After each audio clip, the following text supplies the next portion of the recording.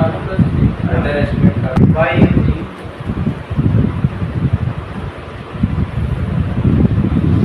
Dimension या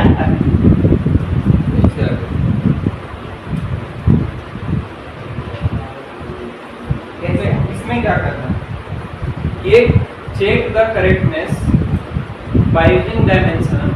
किसी भी इक्वेशन चेक करना है कि इक्वेशन गलत है कि सही, हम क्या करेंगे, प्रिंसिपल ऑफ होमोजेनिटी वाला रूल अप्लाई। हाँ, प्रिंसिपल ऑफ होमोजेनिटी याद है?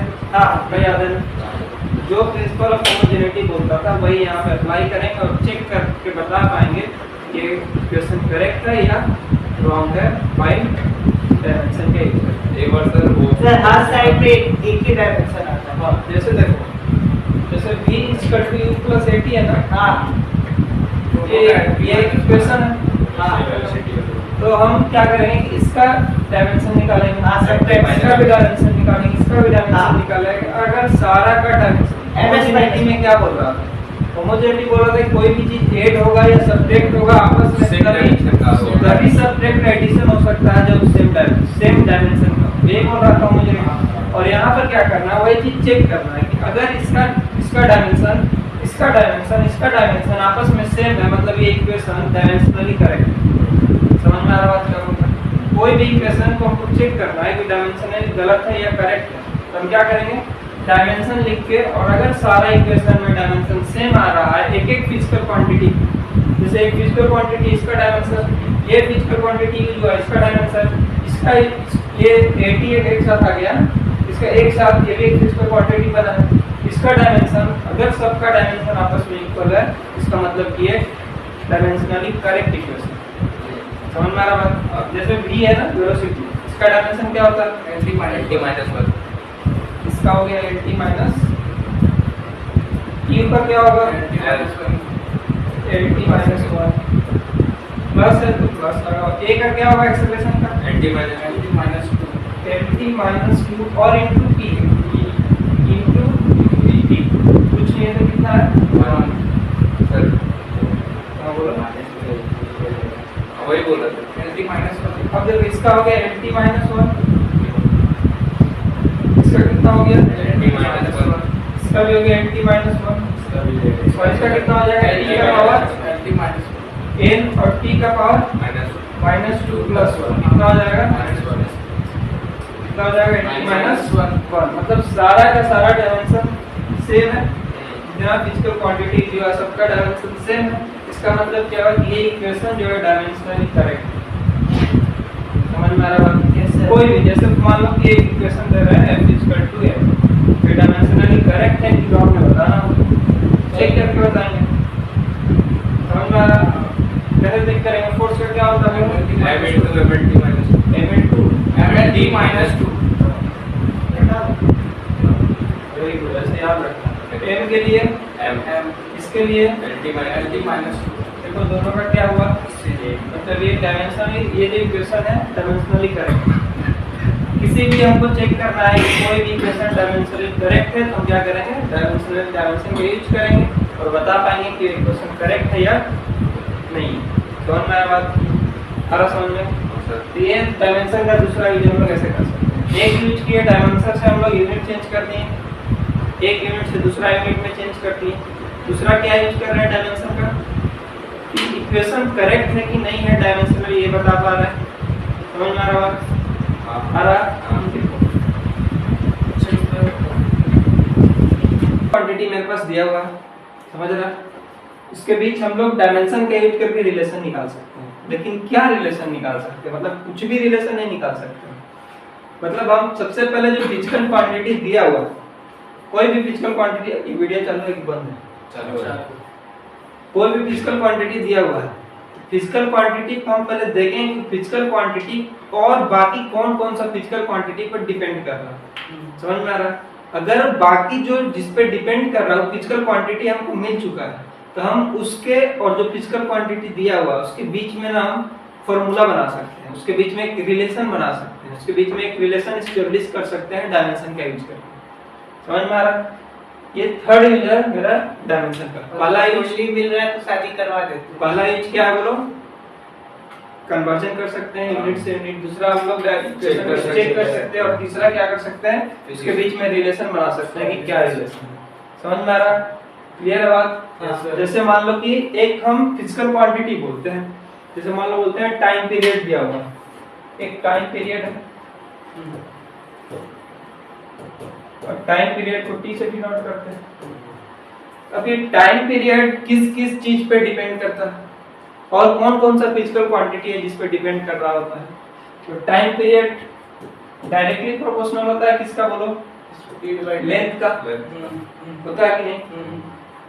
टाइम पीरियड मास का डायरेक्टली प्रोपोर्शनल होता है, मास पे भी डिपेंड करता है टाइम पीरियड, होता है ना, जो नीचे लटका हुआ था उसका मास क्या है, बॉम्ब उसका मास होता है। और किस पे डिपेंड करता है? ये डिपेंड करता है जी पे, करता है जी पे। और किस पे डिपेंड करता है? और ये करता है एंगल पे, एक एंगल भी तो बनाता है। हां मतलब एक टाइम पीरियड इतना चार्ट अलग अलग फिजिकल क्वांटिटी पे डिपेंड करता है। वो तो सर कांस्टेंट हो जाएगा। हाँ बाद में कांस्टेंट कर देंगे जो होगा, मतलब एक्चुअली डिपेंड कर रहा है ना ये सारा क्वांटिटी, ये सारा फिजिकल क्वांटिटी पर डिपेंड कर रहा है टाइम पीरियड। अब हम इसके बीच में ना एक रिलेशन बना सकते हैं, इसको हम यूज करके डायमेंशन का यूज करके इसका एक फार्मूला क्रिएट कर सकते हैं। समझ में आ रहा? जैसे मान लो कि अगर m है ना, इसको मान लो कुछ पावर है a, इस पे b, इस पे c, इस पे d, कुछ भी एक पावर है। समझ रहा बात? a b c d power डाल दिए, क्लियर है? इतना नहीं है सबका। अब क्या करेंगे? अब हम लिख सकते हैं कि ये जो है डायरेक्टली प्रोपोर्शनल है l का m का पावर b का g का पावर c का थीटा का पावर d का। अब हमको डायरेक्टली प्रोपोर्शनल हटाने के लिए क्या यूज करना होगा? कोई भी एक कांस्टेंट को ले आना होगा। हम k ले आती तो r k है, लिखा गया, समझ रहा? अब ये हो गया l का पावर m का पावर और g का पावर और थीटा का पावर b, और थीटा कांस्टेंट हो गया तो इसका डायमेंशन लेस, ये खत्म। अब मेरे पास सिर्फ क्या बच गया? k भी कांस्टेंट है, ये भी डायमेंशन लेस। अब मेरे पास क्या बच गया? l का पावर है, l का पावर है, m का पावर b, m का पावर b, g का g का पावर c। अब बताओ ये जो टाइम है ना, ये टाइम है, टाइम पीरियड मतलब टाइम, तो इसका डायमेंशन m0 t, हम बोल सकते हैं m0 l0 a0 t हां बोल सकते हैं। हां इसका क्या हो जाएगा? फिर l हो जाएगा l 1, हो जाएगा इसका डायमेंशन क्या हो जाएगा? 1 n हो जाएगा, हां का पावर है, हां m हो जाएगा, और b पावर में b, और क्या हो जाएगा? g का क्या हो जाएगा? ml डायमेंशन g मतलब एक्सेलरेशन, एक्सेलरेशन का क्या होता है? lt - इसका हो जाएगा lt माइनस का पावर c। ठीक है। सेम है, यहाँ तक कोई दिक्कत है? नहीं। अब देखो जैसे इसी तरह लिखेंगे, m का 0, l का 0, t का 1, करेक्ट है? अब यहाँ पे लिखते हैं l का पावर a, m का पावर यही है। अब यहाँ पर इसका पावर l का पावर c l का पावर c और t का पावर t का पावर -2c। माइनस 2c, ठीक है ना? अब यहाँ पर देखो l का पावर a और l का पावर c आपस में जुड़ जाएगा, l c हो जाएगा ना? कोई डाउट है? ना। अब यहाँ पे क्या हो जाएगा? m का पावर b और t का पावर -2c। यही है। हाँ। अब देखो अब हम क्या करते हैं, तो पहले c का वैल्यू निकाल ये 0 है, कंफ्यूज नहीं होना। पहले पहले c का और वैल्यू m है ना, m का पावर कितना? d का b का वैल्यू कितना? 0। 0, क्योंकि m का पावर 0 है तो इसमें क्या करते हैं, सिखाए थे ना, हाँ। इससे इससे पावर हम लोग कंपेयर करके कर सकते हैं। अब a प्लस c, 0, l का पावर 0। 0। अब क्या करना है, t minus 2c equal to 1, t का पावर 1 है, तो c का वैल्यू कितना आ गया? -1/2 -1/2। हाँ तो हम इस c का वैल्यू यहाँ पर रख लें, हाँ हाँ a का वैल्यू तो निकल जाएगा ना मेरा, हाँ। कि नहीं 1/2 निकलेगा? आएगा a का वैल्यू कितना निकल जाएगा? 1/2 a equal to 10 minus minus 1/2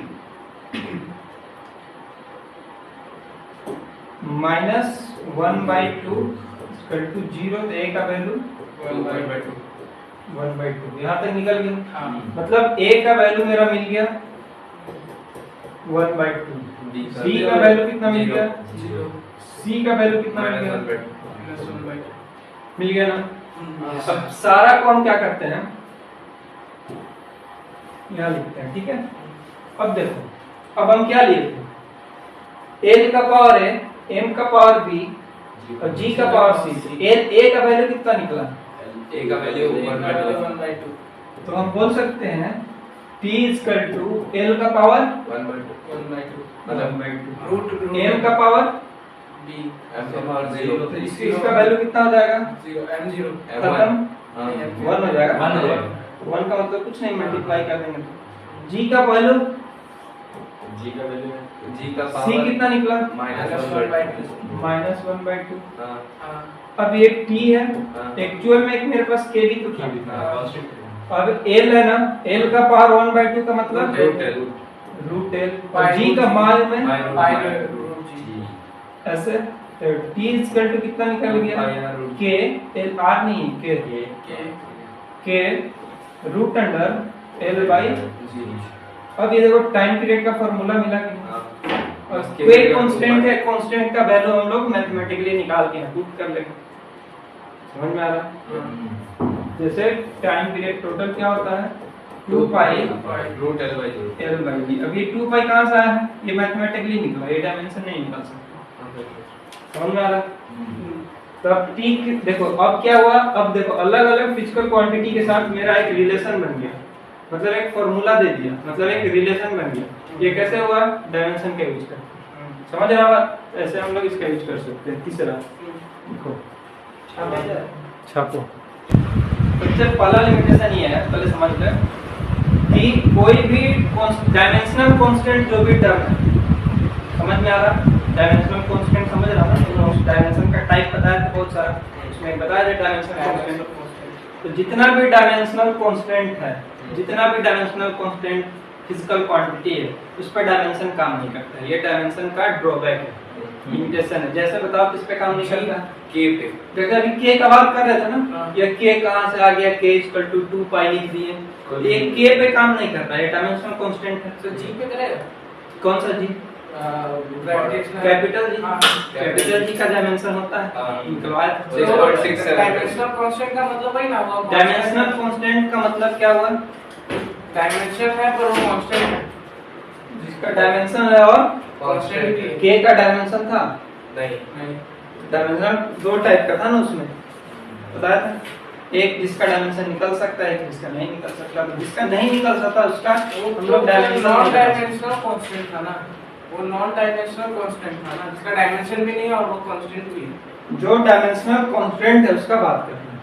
तो डायमेंशनल कांस्टेंट क्या था? जैसे यहाँ पे हम लोग k यूज किए थे ना, ये डायमेंशनल कांस्टेंट था, बहुत जगह यूज करते आ रहे हैं। सो k डायमेंशनलेस कांस्टेंट। जब भी हम लोग प्रोपोर्शनलिटी का साइन हटाते हैं, उसके जगह पे एक हम लोग कोई कांस्टेंट टर्म ले आते हैं। तो कांस्टेंट टर्म का डायमेंशन नहीं बता पाता है, नहीं समझ में आ रहा? जैसे अभी फार्मूला निकाले क्या आया, तो k का डायमेंशन बता पाया क्या? नहीं। नहीं बता पाया, इसका ड्रॉबैक है पहला। समझ में आ रहा?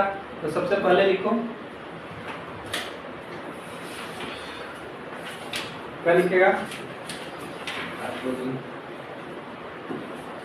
It cannot give any information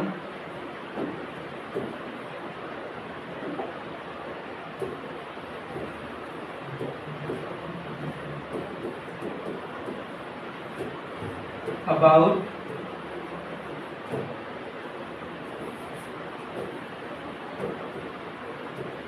dimensional constant।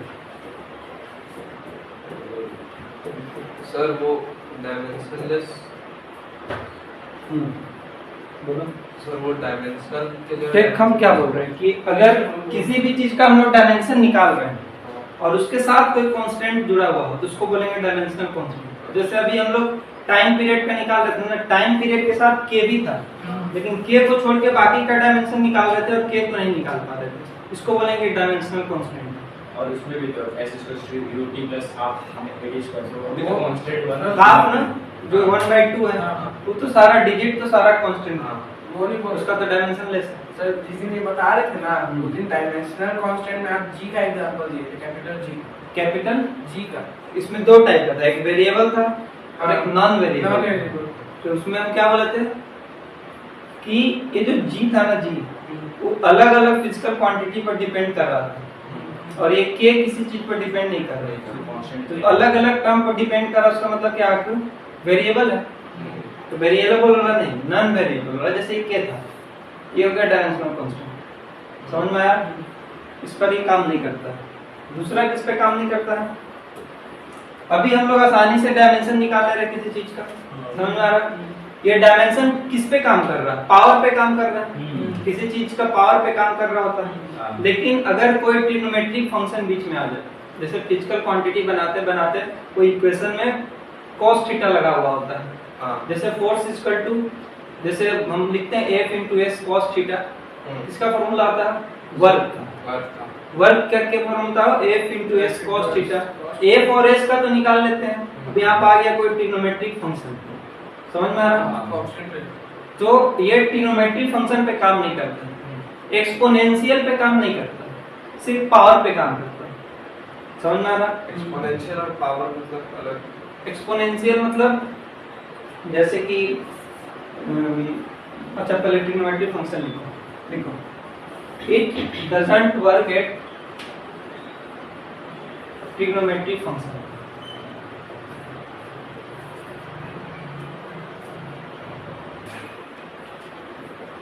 Clear है?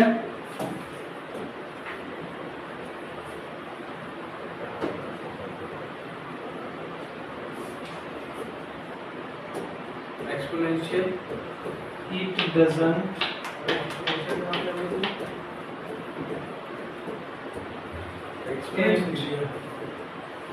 trigonometry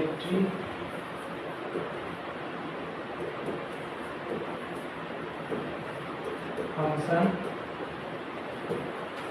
and exponential।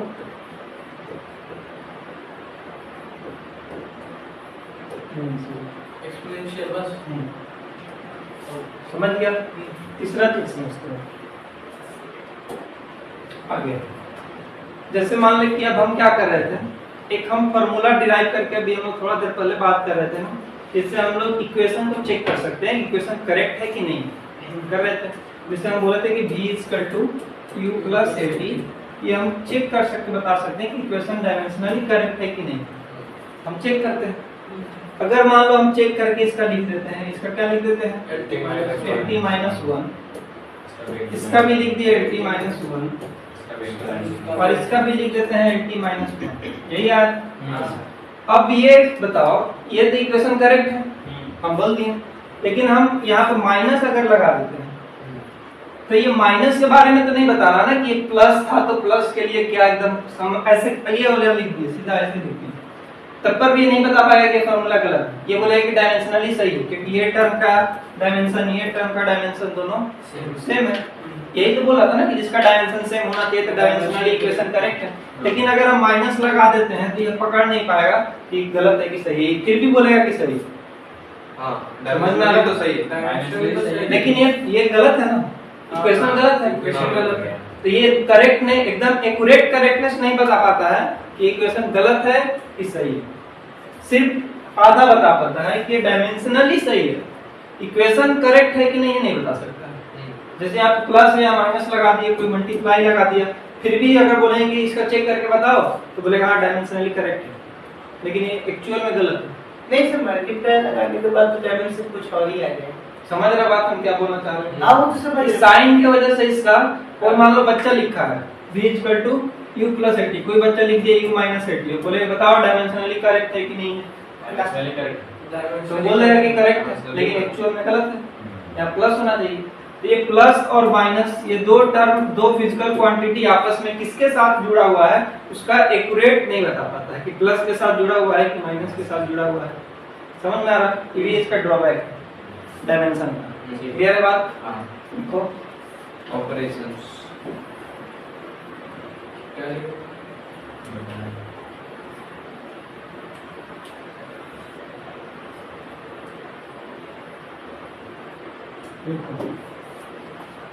हाँ ना गाल के चिपका दो। it cannot explain कभी चुप रहा है। the equation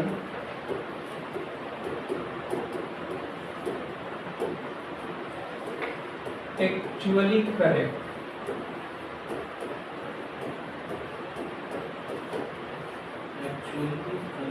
देखो अब ये समझ भाई तुम दिखा दे। एक पॉइंट और समझो, ठीक है। एक पॉइंट और समझ।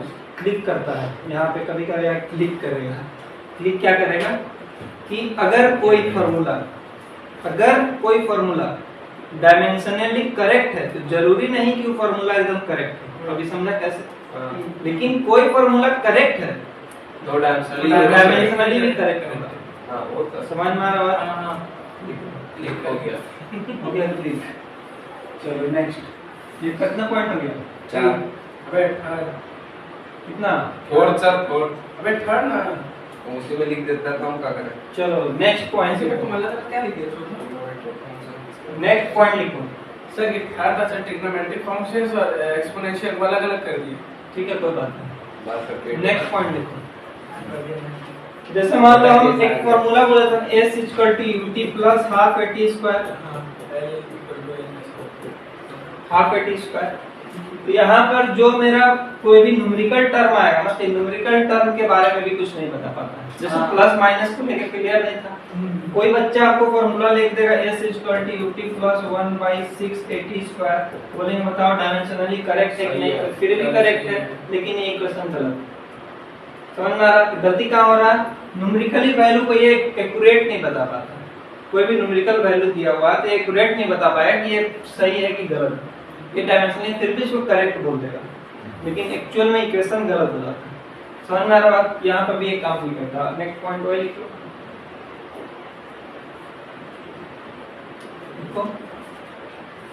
It can not explain the numerical value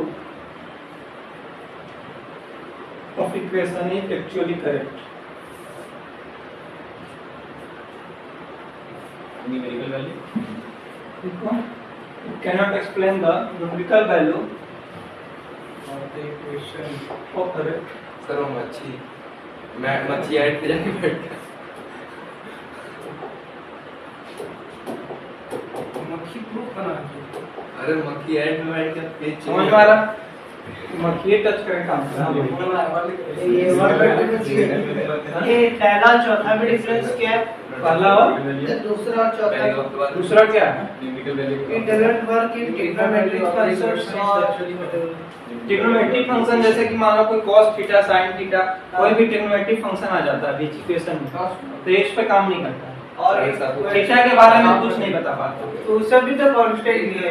तो थीटा में कांस्टेंट है। एक्चुअली करेक्ट नहीं। ट्रिग्नोमेट्रिक फंक्शन भी तो कांस्टेंट ही हुआ। तो पूरा एक्यूरेट पहले बैटिंग कर रहे किसी भी ट्रिग्नोमेट्रिक फंक्शन के बारे में नहीं बता पाता। जैसे मान लो कि हमको हाइट नापना है किसी चीज का, हाँ वो तो समझने की नहीं समझ रहा है? तो बस वही दूसरा चौथा में डिफरेंस चौथा क्या है? चौथा ये कि बढ़िया क्वेश्चन। देख अब क्या करना है कि हम पहले मेन स्केल रीडिंग निकाल लेते हैं। मेन स्केल रीडिंग कितना है? यहाँ से 2 है ना? हाँ सब कितना में 1-1 सेंटीमीटर का डिवाइडेड है। 2.1 2.2 2.3 2.4 5 6 7 और वर्नियर स्केल से पहले यहाँ तक कितना आ रहा है? 2.8 8। मतलब 20 मेन स्केल रीडिंग आ गया मेरा। अब हमको क्या करना है? अब हमको वर्नियर स्केल रीडिंग करना है। हाँ सर अब देख यहाँ पे कि वर्नियर स्केल स्टार्ट है हाँ और यहाँ तक है मेन स्केल रीडिंग। हाँ इसके बीच में यहाँ पर देखना छोटा सा, हाँ ये मेरा क्या है? लिस्ट काउंट है। एक्स हो गया। लिस्ट काउंट क्या होता है? जो उसमें सबसे छोटा मेजरमेंट है वही तो लिस्ट काउंट है। हम्म तो समझ रहा है कौन सा गैप बोल रहे हैं? हाँ ये 2.8 और ये वर्नियर स्केल जहाँ से स्टार्ट हो रहा है यहाँ उसके पे बीच में यहाँ पे एक छोटा सा देखो यहाँ पे गैप है, ये पीला वाला भाग, समझ में आ रहा? इस पीला वाला भाग को हम x मान लेते हैं, समझ में आ रहा बात? अब हम क्या करेंगे, अब देखो, अब देखते हैं ना कि कहाँ पे लाइन जो है ना कोइंसिडेंस कर रहा है, कहाँ पे कर रहा है? 7 पे सर इसका लिस्ट काउंट तो हम लोग नॉर्मली निकाल सकते हैं ना C1 का। हाँ लिस्ट काउंट तो निकल रहा है सर कैसे M1 निकलेगा MSD list by count? Sir 10 VSD equal to 9 MSD है। हाँ, निकाल सकते तो 1 VSD इक्वल टू 9/10 तो 0.0 लिस्ट काउंट हो गया हैं। पहला नहीं, पहला तो ठीक है, दूसरा के लिए हमको चाहिए, हां दूसरा के लिए दूसरा ऑपोजिट वाला पे काम करना है। हां तो दूसरा के लिए कितना है? ये बोल रहा है कि 10 equal division 10 vernier scale division बराबर है 11 में 11 मेन स्केल डिवीजन का, यही बोल रहा है ना? हां सर तो एक वर्नियर स्केल डिवीजन किसके बराबर हो जाए? इसका 11/10 11 बाई 10 MSD 10 MSD MSD का और MSD क्या है? और MSD को ये 0.1 लेंगे तो डिवीजन लेंगे सर अगर MSD का लेंगे तो 0.1 लेंगे हाँ 2.1 2 3 4 5 6 7 पहले तीन लगनिया है, यहाँ MSD में 0.1 समझ रहा क्या हो रहा है? 0.1 लिस्ट काउंट है। अरे यहाँ देख, हां सर अब आपको यहाँ पे बीच में x है ना, हां सर अब हमको x फाइंड करना होगा। हां x कैसे फाइंड करेंगे? यहाँ पे एक सर दूसरा वाला मैं एक्सपाइंड करेंगे वहाँ दूसरे फिगर पर दिया है ऊपर है। गलत गलत नहीं 2.8 plus 0.7 मिलीमीटर है पढ़ो तो बोर्ड में देखो ना हाँ समझ रहा है? नहीं समझ रहा? समझ उस पे चल गए हाँ वो देख के मैं लाइन चलो छोड़ो ना, देखो ये इसको मान लेते हैं, ये वाला पार्ट को मान लेते हैं, हां ठीक है ना? अब यहाँ पे एक लाइन ड्रॉ कर लेते हैं जहाँ पे वर्नियर स्केल हो रहा है, वर्नियर स्केल जहाँ से स्टार्ट है उसके सीधा में, हां और एक लाइन कट मारेंगे कहाँ पे? जहाँ पे कोइंसाइड कर रहा है, कोइंसाइड कहाँ पे कर रहा है बताओ? दूसरा वाला में हाँ दूसरा वाला में कर रहा है 5.2 पे 5.2 हां 7 पे कर रहा है सर 7 और ये तो 1 2 है, हां हाँ, 2.2 है तो 7 7 पे 4 5 6 7 यहाँ पे कर रहा है, हां यहाँ से और यहाँ से, और इसके बीच का डिस्टेंस को बनाया x, हां इसको नहीं समझ में आया। यहाँ पे सर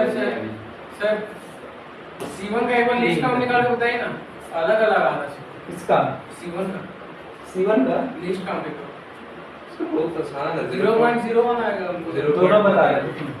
पहले 1 का लिस्ट काउंट करें ये तो आसान है, सर एक बार लिस्ट काउंट ये तो दिखाइए निकाल सकता है। आराम अरे से। 0.1 ये देखो कितना आ रहा है? 0.1 आ रहा है 0.1 हां 0.01 आ रहा है कहाँ से बना दिया? लीस्ट काउंट इक्वल टू ये तो आसानी से दे रहा ना, यहाँ पर 10 इक्वल डिवीजन है 9 मेन स्क्वायर के बराबर है, हाँ। 10 बाई 9 है, 9 एक by bar 10 main square 9 by 10 कर लेंगे, हाँ। इतना आएगा उतना होगा। फिर माइनस कर देंगे MSD माइनस VSD और उसके बाद MSD को हम क्या कर लेंगे उसमें? माइनस कर देंगे VSD उसमें ये तो जब स्टार्टिंग में सिखाए थे ना, हां 10 VSD बराबर है कितना? 9 MSD 9 MSD, एक VSD कितना के बराबर 9/10 है? MSD 9 by 10 MSD। अब MSD को क्या करेंगे? सर एक VSD हो गया मेरा इतना के बराबर। एलसीएम नहीं तो अगर अब क्या करेंगे?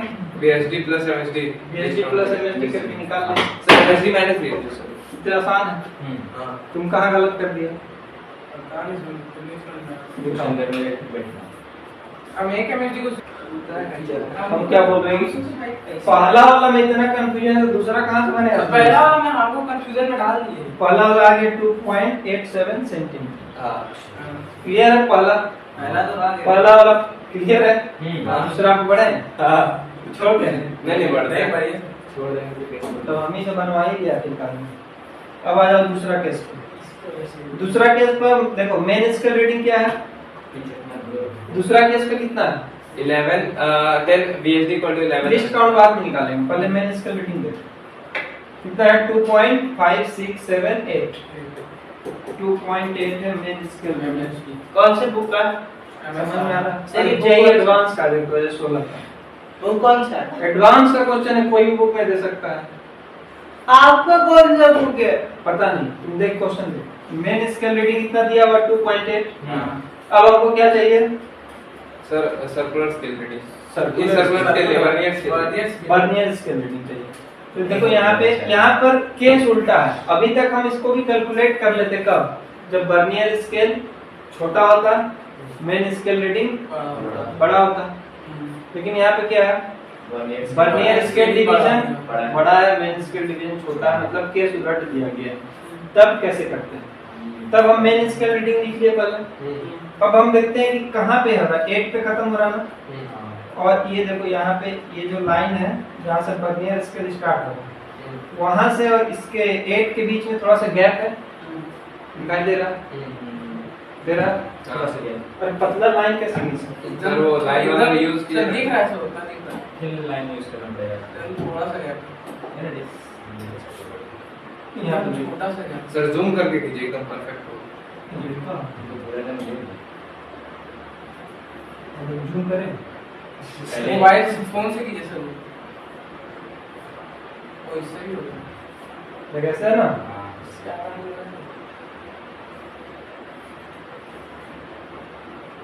यहाँ पे देखो, ये है मेरा वर्नियर स्केल का हां और ये है मेरा मेन। अब इसके बीच में थोड़ा सा गैप दिखाई दे रहा है, थोड़ा सा। ये जो ग्रीन कलर का है ये गैप, हां इतना सा ये गैप दिखाई दे रहा है, इसको मान लेते हैं 1 से। समझ में आ रहा है? अब क्या करेंगे, अब यहाँ पे देखो कोइंसाइड कहाँ पे कर रहा है, यहाँ पे 7 पे कर रहा है। 7 पे कर रहा है, 6 कहाँ पे कर रहा है? 7 पे कर रहा है, 7 पे। थोड़ा सा भी कर रहा है तो आंसर कर रहा है। 7 पे। 7 पे कर रहा है एकदम। परफेक्ट। पक्का? हाँ पक्का। ये 1 2 3 4 5 6 7 पे कर रहा है। 7 पे नहीं कर हमको तो 6 से सर 5 का 2 आ गया है। है। 5 का 2 आ गया। हाँ 5 ये है, 6 7 यहाँ पे कर सकते हैं। ठीक है ना? हाँ। अब हमको क्या चाहिए, ये है मेरा येलो कलर, ये है मेरा मेन स्केल वाला वर्नियर स्केल वाला लाइन, और ये है मेरा कोइंसाइड वाला लाइन। क्लियर है बात? अब यहाँ पर थोड़ा सा गैप है, इसको बोले हैं x। अब क्या बोल रहा है कि, अब बोल रहा है ना कि इतना जो है मेन स्केल है बराबर है वर्नियर स्केल का, है कि नहीं? वर्नियर स्केल ज्यादा है, ये कम है, लेकिन अब दोनों बराबर है। तो बराबर है तो क्या करेंगे, यहाँ पर देखो, यहाँ पर 0.2.1 2.2 कर करके कहाँ तक पहुंचे थे? 8 तक पहुंचे थे। पक्का? अब यहाँ से देखो, अब यहाँ से डिवीजन काउंट करो कितना है। 1 2 3 4 5 एक डिवीजन 2 3 4 5 6 7 8 डिवीजन, हाँ। मतलब 0.8। 1 2 3 4 5 हाँ 8 है, काउंट कर ले। अरे एक डिवीजन यहाँ, ये वाला जो लाइन खींचे ना, हाँ, यहाँ से division डिवीजन काउंट करो ऊपर में। 1 2 3 4 5 6 7 8, मतलब पॉइंट में है ना, ये 0.8 डिवीजन है ऊपर में माइनस कर रेटिंग। हाँ। अगर हम इतना में से ये माइनस कर लेते हैं जो x माने है, ये बराबर हो जाएगा ना इसका वर्नियर स्केल का। ये वाला पार्ट आपस में इक्वल है, है कि नहीं? तो ये वाला पार्ट कैसे निकालेंगे, इतना में से अगर इतना को माइनस कर लेते हैं, सर कितना में से कितना? ये देखो जहाँ से x लिया है ना, हाँ। x से लेके इतना दूर तक 2.8 से है ना, हाँ। और यहाँ से लेके यहाँ तक, हाँ। अगर इतना में से इस x को हटाते हैं, हाँ। इतना का बचेगा मेरा, हाँ। मतलब ये आपस में इक्वल हो जाएगा। हाँ। और यहाँ पे कितना आ रहा है, 1 2 3 4 5 6 7, मतलब 7 आ रहा, हाँ। आ रहा ना, 7 क्या 7 into vernier scale division, division. यही आ रहा, ये आपस में इक्वल है। अब वर्नियर स्केल डिवीजन निकाल लो, कितना बोल रहा है, 11 10 VSD equal to 11 MSD। 10 BSD equal to 11 MSD। एक BSD कितना हो जाएगा, 11/10 MSD। 11 by 1.1 MSD। यहाँ पे क्या लिख सकते हैं, 1.1 MSD। 1.1 MSD। ठीक है ना, क्लियर है इतना? डाउट है? नहीं अब ये मेरा क्या निकल गया? येलो कलर आ गया है। ये निकल गया लीस्ट काउंट। और कैमरा में येलो कलर आ नहीं रहा। नहीं आ रहा है बहुत हल्का आ रहा है। हाँ हल्का है। इधर लाइट आ जा रहा है ना, इसलिए हल्का है। चलो रेड कर दीजिए। ये है। ये और क्वेश्चन है। और क्वेश्चन है। करवा देंगे ठीक है पूछो।